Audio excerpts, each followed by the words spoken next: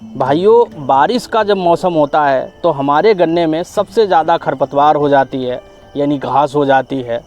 और ऐसे में अगर हम खेत पे जाते हैं और अगर घास इस तरीके की देखने को मिले तो बिल्कुल भाई माइंड जो है ख़राब हो जाता है।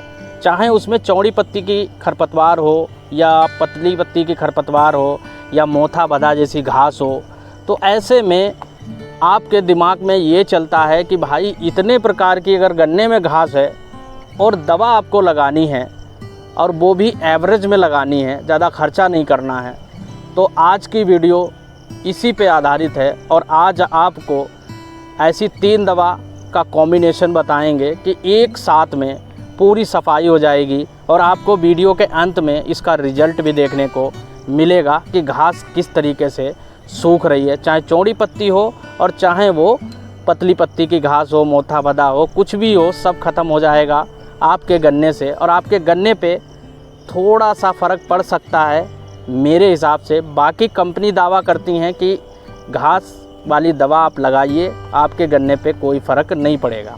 किसान भाइयों, अब सवाल ये उठता है कि अगर हमें घास की दवा लगानी है तो किन बातों का हमको ध्यान रखना है। मैं आपको बता दूं, अगर आपके गन्ने में नमी पर्याप्त है, बारिश का मौसम है, तो आप घास की दवा लगाएंगे तो बहुत ही आसानी से घास सूख जाएगी और गन्ने पे आपको फ़र्क भी बहुत ना के बराबर देखने को मिलेगा। तो अभी यहाँ पे स्क्रीन पे देखेंगे 3 प्रकार की हमने दवा ले रखी है और इन 3 प्रकार की दवा का घोल बना रखा है अलग अलग तरीके से।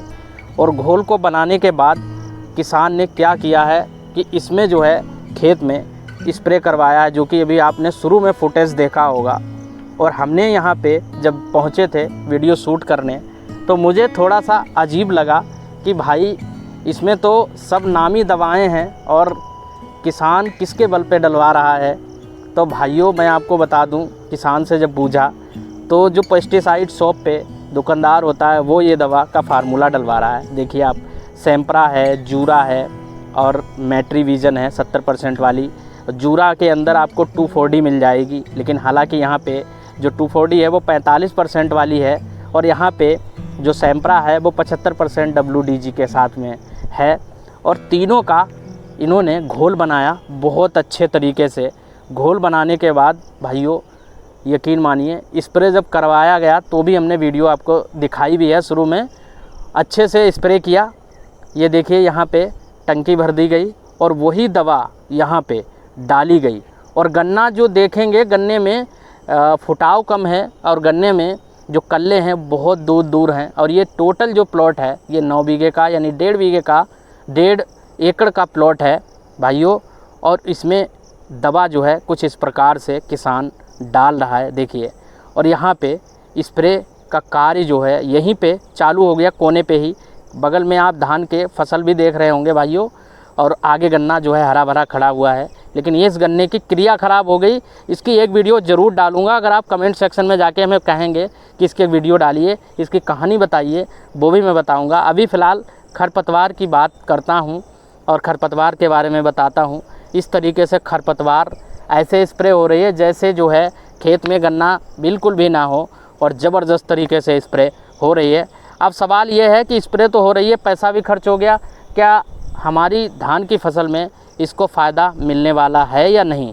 तो अभी आप स्क्रीन पे साइड में रिजल्ट ज़रूर देखेंगे। अभी देखिए, आप ध्यान से देखेंगे तो इस खेत में पूरे खेत को आपको ध्यान से दिखाएंगे और ये वही खेत है, कोई दूसरा खेत नहीं है भाइयों जिसमें लगाई गई। साइड में देखेंगे धान की फसल आपको दिखेगी और सामने गन्ना भी दिखेगा हरा भरा, जो हमने बताया था पिछले आपको।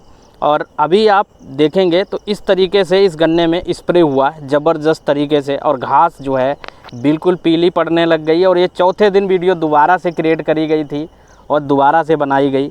तो अभी 4 दिन के बाद जब हमने वीडियो बनाई तो कुछ इस प्रकार से घास सूख रही है और अगले आने वाले समय में बिल्कुल सूख जाएगी। तो इस तरीके से इसका रिज़ल्ट रहा है अभी तक। तो कैसी लगी हमें वीडियो में ज़रूर आप बताएं इसकी जानकारी। और किसान भाइयों, हो सके तो चैनल को सब्सक्राइब करें और वीडियो को लाइक करें और दोस्तों में इसे ज़रूर शेयर करें इस वीडियो को। तो आज की वीडियो यहीं पे बंद करेंगे, अगली वीडियो में फिर से बात करेंगे नए टॉपिक पे। जय हिंद, नमस्कार, वंदे मातरम।